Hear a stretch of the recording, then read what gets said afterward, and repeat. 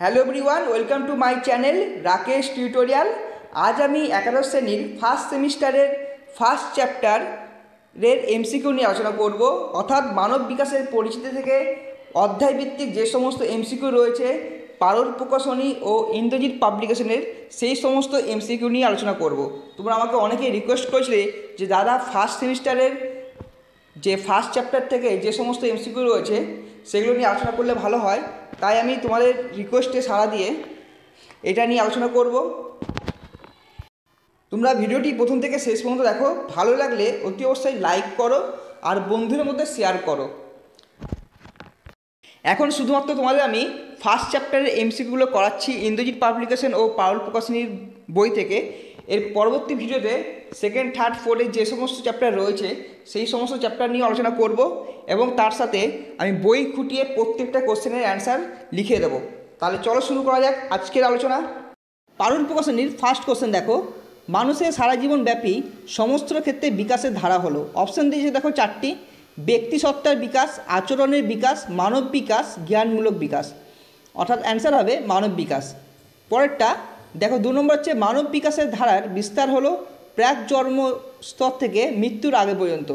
প্রাক জন্মস্তরটির বিস্তার হলো গর্ভসঞ্চারের সময়কাল থেকে আনুমানিক 280 দিন। 4 নম্বর কোশ্চেন দেখো, সদ্যজাত স্তর কাকে বলে? বলা হয় জন্ম থেকে প্রথম 1 মাস পর্যন্ত সময়কালকে। 5 নম্বর কোশ্চেন দেখো, মনোবিদ হারলকের মত অনুসারে শৈশবকালের বিস্তার হলো জন্ম থেকে 2 বছর বয়স পর্যন্ত। 6 নম্বর কোশ্চেন দেখো, মনোবিদ হারলকের মত অনুসারে বাল্যকালের বিস্তার হলো 2 বছর থেকে 12 বছর বয়স পর্যন্ত। মনোবিদ হারলকের মত অনুসারে কৈশোরকালের বিস্তার হলো 12 থেকে 19 বছর বয়স পর্যন্ত। দল বয়স বলা হয় প্রান্তীয় বাল্যকালকে। শিশুর দ্বিতীয় পরিবার হলো বিদ্যালয়। মানব বিকাশের ক্ষেত্রগুলির মধ্যে যে বিষয়টি অন্তর্ভুক্ত নয় তা হলো অর্থনৈতিক বিকাশের ক্ষেত্র। যে বিষয়টি জ্ঞানমূলক বিকাশের অন্তর্গত নয় তা হলো আনন্দ। অর্থাৎ এই তিনটি কিন্তু হচ্ছে জ্ঞানমূলক বিকাশের মধ্যে অন্তর্ভুক্ত। পরে কোশ্চেন, মনোবিদ হারলকের মতে প্রাপ্তবয়স্ক হলো 19 বছর বয়স থেকে মৃত্যুর সময়কাল পর্যন্ত। আবার মনোবিদ পিকুনাসের মতে কিন্তু 21 বছর বয়স থেকে শুরু করে মৃত্যুর সময়কাল পর্যন্ত বলা হয় প্রাপ্তবয়স্ককাল। প্রাপ্তবয়স্ককাল বলা হয় বা প্রাপ্তবয়স্ককে ভাগ করা যায় 3 ভাগে। প্রাথমিক বয়স্ককালের বিস্তৃতি 19 থেকে 39 বছর বয়স পর্যন্ত। মধ্য প্রাপ্ত বয়স্ককালের বিস্তৃতি 40 থেকে 60 বছর। প্রান্তীয় বয়স্ককালের বিস্তৃতি 60 বছর বয়স থেকে মৃত্যুর পূর্ব পর্যন্ত। এবার শূন্যস্থান পূরণ দেখো, শারীরিক বিকাশের ক্ষেত্রে ড্যাশের ভূমিকা রয়েছে। উত্তর জিন এবং ক্রোমোজোম। প্রাক জন্মস্থল সময়কালটিকে 3টি পর্যায়ে ভাগ করা হয়েছে। জার্মিনাল পিরিয়ড হলো গর্ভস্থ ভ্রূণের বিকাশের প্রথম পর্যায়। পরে কোশ্চেন দেখো, পিরিয়ড অফ দ্য এমব্রায়ো হলো গর্ভস্থ ভ্রূণের বিকাশের দ্বিতীয় পর্যায়। পিরিয়ড অফ ফিটাস হলো গর্ভস্থ ভ্রূণের বিকাশের তৃতীয় পর্যায়। মনোবিদ হারলকের মতে বাল্যকালকে 2টি পর্যায়ে ভাগ করা হয়েছে। মনোবিদ হারলকের মতে প্রারম্ভিক বাল্যকাল হলো 2 বছর বয়স থেকে 6 বছর বয়স পর্যন্ত। মনোবিদ হারলকের মতে প্রান্তীয় বাল্যকাল হলো 6 থেকে 12 বছর বয়স পর্যন্ত। মনোবিদ হারলকের মত অনুসারে কৈশোরকালকে 2টি পর্যায়ে ভাগ করা হয়েছে। এরপরে কোশ্চেন দেখো, মনোবিদ হারলকের মতে প্রারম্ভিক কৈশোরকাল হলো 12 থেকে 15 বছর বয়স পর্যন্ত।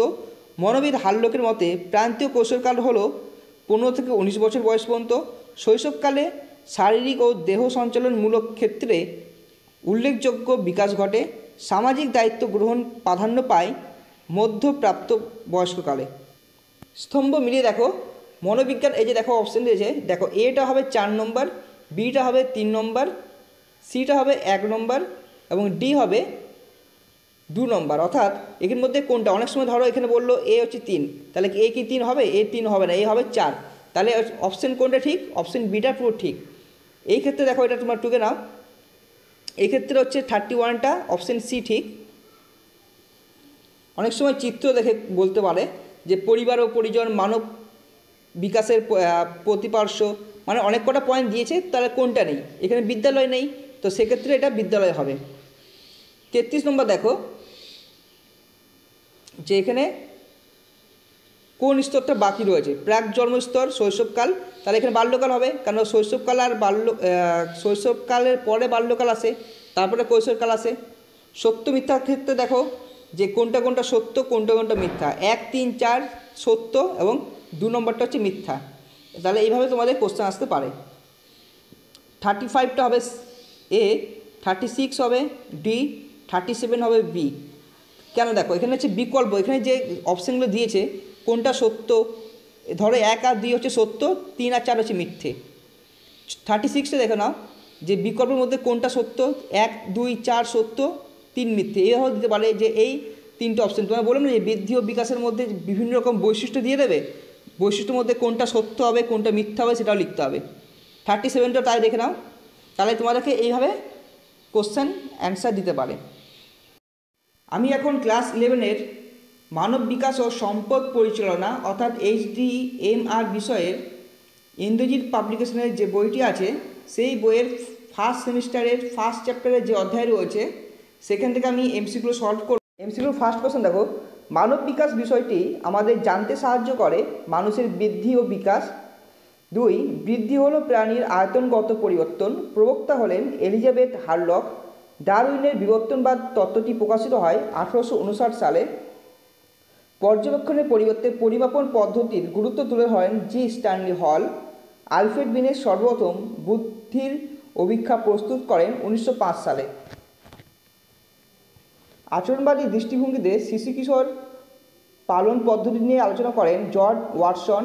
গত শতাব্দীর 5-এর দশকে বানরছানাদের নিয়ে পরীক্ষামূলক গবেষণা করেন হ্যারি হার্লো। জ্ঞানমূলক বিকাশের তত্ত্বটি প্রকাশ করেন যা পিঁয়াজে। ওজন, উচ্চতা, অস্থি, মাংসপেশির বৃদ্ধি বলতে বোঝায় দৈহিক বিকাশ। স্মরণ ক্ষমতা হলো একটি বৌদ্ধিক বিকাশ। নৈতিক বিকাশের তত্ত্বটি হলো কোহলবাগের। অ্যারিকসনের তত্ত্বটি হলো মনোসামাজিক। পরিবার, জাতি, সম্প্রদায় ইত্যাদি বিষয় যে বিজ্ঞানের অন্তর্ভুক্ত তা হলো সমাজবিজ্ঞান। শরীরের বিভিন্ন তন্ত্রগুলি সম্পর্কে সুস্পষ্ট ধারণা দেয় যে বিজ্ঞান তা হলো শারীরবিজ্ঞান। জাতিভেদ, কন্যা ভ্রূণ হত্যা, শিশুশ্রম ইত্যাদি যে ধরনের সমস্যা, অ্যান্সার হবে সামাজিক সমস্যা। স্নায়ু ও মাংসপেশি সমন্বয় সাধক পরিচালনার ফলে যে বিকাশ হয় পেশির বিকাশ। ব্যক্তির চিন্তাভাবনা, যুক্তি, সম্পর্ক ইত্যাদি ধারণা বৃদ্ধি হলো বৌদ্ধিক বিকাশ। প্রক্ষোভ আমাদের সামাজিক জীবনের প্রাণশক্তি ও অনুরাগ বাড়িয়ে তোলে বলেছেন মনোবিদ রস। ইতিবাচক প্রক্ষোভ নয় যেটি, সেটি হলো রাগ। আর সবকটা এই 3টি হলো নেতিবাচক প্রক্ষোভ। দুশ্চিন্তা একটি নেতিবাচক প্রক্ষোভ। শিশুর স্বাধীন কাজ বাধা দিলে যে নেতিবাচক প্রক্ষোভ দেখা যায় তা হলো রাগ। সামাজিক বিকাশ হলো সামাজিক সম্পর্ক গড়ে তুলতে শেখা। পরিবেশগত অবস্থার তারতম্য সত্ত্বেও পরিণামন নিয়মিতভাবে সংঘটিত হয় বলেছেন মনোবিদ স্কিনার। জীবনের নতুন সমস্যা ও পরিস্থিতির সঙ্গে সার্থকভাবে অভিযোজন করার মানসিক ক্ষমতা হলো বুদ্ধি। এই মতামতটি হলো মনোবিদ রসের। ভাষার বিকাশ হলো অর্থপূর্ণ শব্দ ও বাক্যের সাহায্যে অপরের সঙ্গে যোগাযোগ রক্ষা করা। ক্রন্দন হলো স্বাভাবিক জন্মগত প্রক্রিয়া। শৈশব থেকে প্রাপ্তবয়স্ক হবার মধ্য দিয়ে নৈতিকতার উত্থান, পরিবর্তন ও বোঝার ক্ষমতা হলো নৈতিক বিকাশ। প্রথম গর্ভসঞ্চার থেকে ভূমিষ্ঠ হওয়ার পূর্ব মুহূর্ত পর্যন্ত স্তরটি হলো প্রাক জন্মস্তর। গর্ভসঞ্চার হলো শুক্রাণু ও ডিম্বাণুর মিলন। 12 থেকে 21 বছর বয়স হলো কৈশোরকাল। গর্ভাবস্থার প্রথম 10 থেকে 14 দিন হলো ভ্রূণ উদ্গমের পর্যায়। গর্ভাবস্থায় তৃতীয় সপ্তাহ থেকে 2 মাস সময়কাল হলো ভ্রূণ বিকাশের পর্যায়। ভ্রূণ বিকাশের পর্যায় শেষে ভ্রূণের ওজন হয় 2 গ্রাম। ভ্রূণের মধ্যবর্তী অংশ থেকে তৈরি হয় সংবহক ও রেচক অঙ্গ। ভ্রূণের অভ্যন্তর অংশ থেকে উৎপন্ন হয় উদর। গর্ভধারণের প্রথম 2 মাস থেকে শিশুর জন্ম পর্যন্ত সময়কে বলা হয় পূর্ণ গর্ভ অবস্থা। অ্যামিওনিটিক রস বা অ্যামিওনিটিক ফ্লুইড হলো মাতৃগর্ভস্থ থলির মধ্যেকার তরল। 38, ভ্রূণের নাভি থেকে যে নাভিরজ্জু বের হয় তাকে বলা হয় আম্বিলিক্যাল কর্ড। গর্ভসঞ্চারের পর 5 মাসে শিশুর দৈর্ঘ্য হয় 10 ইঞ্চি। গর্ভাবস্থায় 5 মাসে শিশুর ওজন হয় 500 থেকে 600 গ্রাম।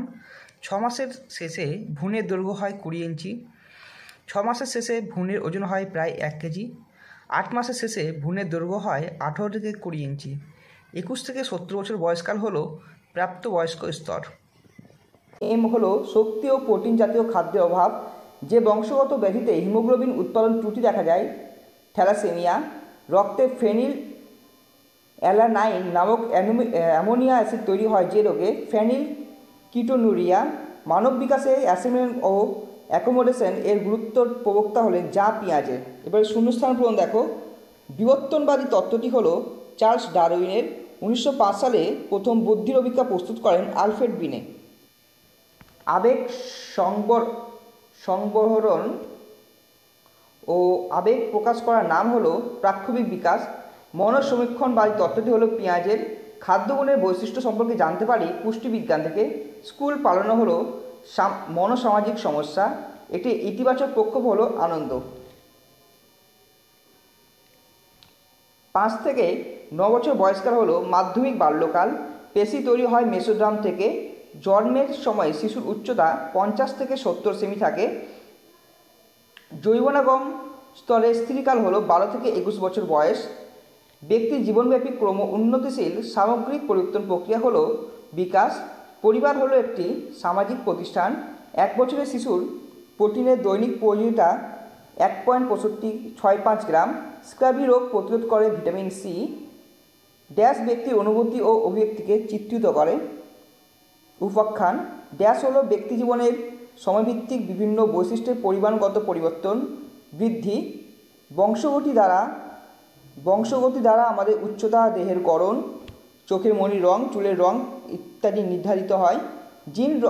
জিন রক্তের RH ফ্যাক্টর নির্ধারণ করে। গেটে বাত হলো শরীরে বেশি পরিমাণে ইউরিক অ্যাসিড জমে। মানুষের ক্রোমোজোম সংখ্যা 46টি। মনোবিদ ডগলাস ও হল্যান্ডের মতে পরিবেশ হলো ব্যক্তিকেন্দ্রিক। স্বাধীন বন্টনের সূত্রটি গ্রেগর জোহান মেন্ডেলের। এরপর দেখো ম্যাচিং করবো আমরা। ম্যাচিং দেখো, ফার্স্টে রয়েছে এলিজাবেথ হারলক, তিনি বৃদ্ধি হলো প্রাণীর আয়তনগত পরিবর্তন। আলফ্রেড বিনে বুদ্ধির অভিজ্ঞা। মানে বিভিন্ন বিজ্ঞানী যা কে কী তত্ত্বের প্রবক্তা, তাহলে অপশন ডি হচ্ছে সঠিক অ্যান্সার। এরপর দেখো 2 নম্বরে হিমোফিলিয়া হচ্ছে যেখানে রক্ত জমাট বাঁধে না, মানে ধরো কোনো একটা জায়গায় কেটে যাওয়ার পর দেখবে রক্ত বাঁধছে না। গেটে বাত হচ্ছে গাঁটে বাত, ইউরিক অ্যাসিডের বেশি হলে। প্রতিষেধক টেকা শিশুর স্বাস্থ্য রক্ষা। প্রতিষেধক মানে দেখবে বিভিন্ন hepatitis B, hepatitis A, polio, এরও হচ্ছে প্রতিষেধক টিকা। আর থ্যালাসেমিয়া হচ্ছে যেখানে রক্ত কম থাকে এখানে। আচ্ছা, তাহলে এখানে অ্যান্সার হবে কোনটা? Option C. এরপর দেখো বিবৃতি ও কারণ বিচার করে সঠিক উত্তরটি নির্বাচন করো। দেখো এখানে দিয়েছে শিশুর PEM হলো হওয়ার সম্ভাবনা থাকে কারণ শিশুর খাদ্যে ভিটামিনের অভাব। তাহলে এ এবং আর উভয় সত্য এবং আর এর সঠিক ব্যাখ্যা নয়, মানে এর সঙ্গে আর কোনো মিল নেই, দুটোই সত্য। 2 নম্বর দেখো শিশুর মনে ঈর্ষা সঞ্চয়। ঈর্ষা মানে কি? রাগ, কারণ পিতামাতার মনোযোগ না পাওয়া। এ আর আর উভয় সত্য, আর এর সঠিক ব্যাখ্যা। কারণ পিতামাতা অনেক সময় বাচ্চাদের মনোসংযোগ না দিলে বাচ্চারা রাগান্বিত হয়ে থাকে। এরপরে দেখো যে চিত্র এখানে বলা হয়েছে, এই চিত্র এটা হচ্ছে অ্যান্ডোডামের। এরপর দেখো যে দৈহিক পেশি সঞ্চালন বিকাশের বিভিন্ন ক্ষেত্র রয়েছে। তো এখানে কোন ক্ষেত্রটা হবে? দেখো ওজন, উচ্চতা, কাঠামোগত, জ্ঞানেন্দ্র, পঞ্চেন্দ্রিয়, মস্তিষ্ক, শরীরের মধ্যে পড়ছে। কিন্তু ভাষার যে বিকাশটা, সেই এখানে হচ্ছে বিকাশের বিভিন্ন পর্যায়ের মধ্যে ভাষার বিকাশ পড়ে। এরপর দেখো যে সময়কাল অনুযায়ী শিশুর বিকাশ সংক্রান্ত মনোবিজ্ঞান সম্পর্কিত বিভিন্ন তত্ত্বগুলি দেখো। এখানে দেখো অপশন 2, 4, 3, 1, মানে প্রথমে হবে 2, জন ওয়াটসনের আচরণবাদী দৃষ্টিভঙ্গিতে শিশু কিশোর পালন পদ্ধতি নিয়ে আলোচনা করেন। তারপর 4, মানে এটা হবে 1 নম্বর, এটা হবে 2 নম্বর। 1933 সালে মেরি শার্লি নবজাতকদের দেহ সঞ্চালন বিকাশের পর্যায়ক্রম প্রস্তুত করেন। তারপরে 3 নম্বর হবে, এটা 3ই হবে। হ্যারি হাল্ডোর বানর বাচ্চাদের নিয়ে পরীক্ষামূলক গবেষণা করেন। আর 1 নম্বর হচ্ছে 4, যা পিয়াজে জ্ঞানমূলক বিকাশ তত্ত্ব। এটা যদি তোমরা মানব বিকাশের ইতিহাস পড়ে থাকো, সেই মানব বিকাশের ইতিহাসে দেখবে পুরো রিয়ানিটি যেটা রয়েছে ঠিক সেরকমভাবে এখানে বলা হয়েছে এটাকে। এখানে দেখো প্রাক জন্মস্তরের বিকাশে প্রথমে হচ্ছে 2, প্রথমে কী হয় শুক্রাণু ও ডিম্বাণু মিলন হয়, তাহলে এটা হচ্ছে 1 নম্বর, প্রথমে শুক্রাণু আর ডিম্বাণু মিলন হবে। তারপর কি জরায়ের ভেতরে ভ্রূণটি পথিত হবে। তারপরে কি হবে 3 নম্বরে ভ্রূণের বৃদ্ধি হয়ে মানুষের আকৃতি গঠন হয়। তারপর হচ্ছে প্ল্যাজেন্টার মাধ্যমে ভ্রূণ খাদ্য পুষ্টি সংগ্রহ করছে, তাহলে এটা হচ্ছে লাস্ট পয়েন্ট, তাই তো। মানে মানুষের যে প্রাক জন্মস্তরে বিভিন্ন পর্যায় থাকে, স্টেপ বাই স্টেপ এটা। জন্ম পরবর্তীকালে বিকাশ 1, 4, 2, 3। 1 কোনটা, শিশু জন্মালো 1, তারপরে কি অস্থায়ী দাঁত পড়ে গিয়ে স্থায়ী দাঁত হলো 2, সরি তার 2 নম্বর হচ্ছে কি, মানে 3 হবে যে যৌন অঙ্গগুলির বিকাশ হয়। আর 3 হচ্ছে লাস্ট শারীরিক ও মানসিক কর্মক্ষমতা ক্রমশ যত বয়স বাড়বে তত কমতে থাকবে। আচ্ছা, এরপর দেখো সত্য মিথ্যা যেটা আছে, যে এইভাবে দিতে পারে কোশ্চেন, সমাজবিজ্ঞান থেকে সামাজিকরণ প্রক্রিয়া সম্পর্কে জানা যায়, এটা সত্য। আচ্ছা, এরপর হচ্ছে 2 নম্বর দেখো নৃবিজ্ঞান গড় সহগতি সম্পর্কে ধারণা দেয়, এটা ভুল, এটা সত্য। আচ্ছা, শিক্ষাবিজ্ঞান মূল্যায়ন পদ্ধতি সম্পর্কে ধারণা দেয়, এটাও সত্য। শারীরবিজ্ঞান কোষের গঠন সম্পর্কে ধারণা দেয়, এটাও সত্য। তাহলে এখানে কি অপশন বি হবে অ্যান্সার, সঠিক অ্যান্সার। এরপর দেখো এগুলো একটু বুঝে বুঝে করতে হবে, বিকল্প যেগুলো রয়েছে। দেহের উচ্চতা ও ওজন নির্ভর করে অস্থিগুলির ওপর, কারণ দেহের উচ্চতা কখনো অস্থিগুলোর ওপর নির্ভর করে না, দেহের উচ্চতা আর ওজন কখনো অস্থিগুলোর ওপর নির্ভর করবে না। তারপর হচ্ছে দেখো সংখ্যা সম্পর্কে ধারণা একটি প্রাক্ষিক বিকাশ, এটা নয়, সংখ্যা তত্ত্ব। ভয় হলো একটি ইতিবাচক, না ভয় হচ্ছে নেতিবাচক প্রক্ষোভ, তাই এটাও ভুল। শিখন হলো সহজাত শক্তি, না। বৃদ্ধি ও তাহলে এটা সবকটাই ভুল এখানে। অপশান 3 দেখো 3 সি হবে মিথ্যা সত্য মিথ্যা সত্য, 4টা তাই বি হবে সত্য, সবকটাই সত্য হবে, শুধু লাস্টটা মিথ্যা হবে। জিন রক্তে গ্রুপ নির্ধারণ করেন, সত্য। থ্যালাসেমিয়া একটি বংশগত বিশৃঙ্খলা, সত্য। নির্যাতন হলো সযত্নে পালন করা, সত্য। কিন্তু এখানে ব্যক্তিত্ব বিকাশের বংশগত পরিচয়ের কোনো ভূমিকা নেই, এটা ভুল, কারণ ব্যক্তিত্ব বিকাশের বংশগত পরিচয়ের ভূমিকা কিন্তু যথেষ্ট রয়েছে। 5 নম্বরে দেখো 5 নম্বরে এ হবে সত্য। 6 নম্বরে হচ্ছে ডি, ডি এর 1 সবকটি সত্য এখানে রয়েছে। 7 নম্বরে হচ্ছে দেখো এখানে প্রথম 3টি হচ্ছে মিথ্যা, তারপর সত্য, কারণ ভ্রূণের বহিরাবরণ থেকে উৎপন্ন অংশগুলো হলো শুধু চুল হবে, পেশি কঙ্কাল তন্ত্র এগুলো কিন্তু ভেতর থেকে উৎপন্ন হয়। দেখো তাহলে অপশান হচ্ছে এখানে ডি এরটা 4 সত্য, 1, 2, 3 মিথ্যে। 8 হবে বি সবকটাই সত্য, কারণ ব্যক্তির বিকাশ ও ব্যক্তিত্ব গঠনে পরিবার সম্প্রদায় শিক্ষা কর্মক্ষেত্র সব কিছুই কিন্তু গুরুত্বপূর্ণ ভূমিকা নেয়। 9টা হচ্ছে সবকটাই সত্য, কারণ শিশুর বৃদ্ধি ও বিকাশের পিতামাত্রার কর্তব্য হলো কি সুষম খাদ্যের ব্যবস্থা করা, শিশুর স্বাস্থ্য রক্ষা করা, শিশুর জন্য উপযুক্ত বাসস্থান ব্যবস্থা করা, শিশুর প্রতি স্নেহ ভালোবাসা। তাহলে শিশুর বৃদ্ধি বিকাশে কিন্তু 4টেই গুরুত্বপূর্ণ ভূমিকা পালন করে, তাহলে 4টেই সঠিক হবে এখানে, তাই অপশান এ হবে অ্যান্সার। আচ্ছা, এরপর দেখো যে সাঁতার কাটা বড় বয়সের তুলনায় বাল্যকালে শেখা ভালো, কেন? যে বিকাশ পরের বিকাশগুলির তুলনায় জটিল, কারণ যত প্রথম দিকে যত বাচ্চারা শিখবে তত খুব ইজিলি শিখতে পারবে। যেমন মাতৃভাষা বলতে পারো। প্রান্তীয় বাল্যকালে বন্ধুদের সঙ্গে সঙ্গ না পেলে শিশু একা অনুভব করে, ফলে কী হয় একই সময় শিশুর দলবদ্ধভাবে থাকার প্রবণতা দেখা যায়। তাহলে এই ছিল আমাদের আলোচনা, দেখা হচ্ছে নেক্সট ভিডিওয়ে নতুন কিছু টপিক নিয়ে। আর তোমার যদি কোনো প্রবলেম থাকে বা হোম ম্যানেজমেন্টে আমি চেষ্টা করবো এর পরের ভিডিওয় ফার্স্ট চ্যাপ্টার থেকে ইন্দ্রজিৎ পাবলিকেশন আর পারুল প্রকাশনীর যে সমস্ত চ্যাপ্টার ওয়াইজ কোশ্চেন রয়েছে সেই চ্যাপ্টার ওয়াইজ কোশ্চেন ছাড়া ভেতরে যেগুলো খুঁটিয়ে কোশ্চেন হবে সেই সমস্ত প্রশ্নগুলো আমি খুঁটিয়ে করবো।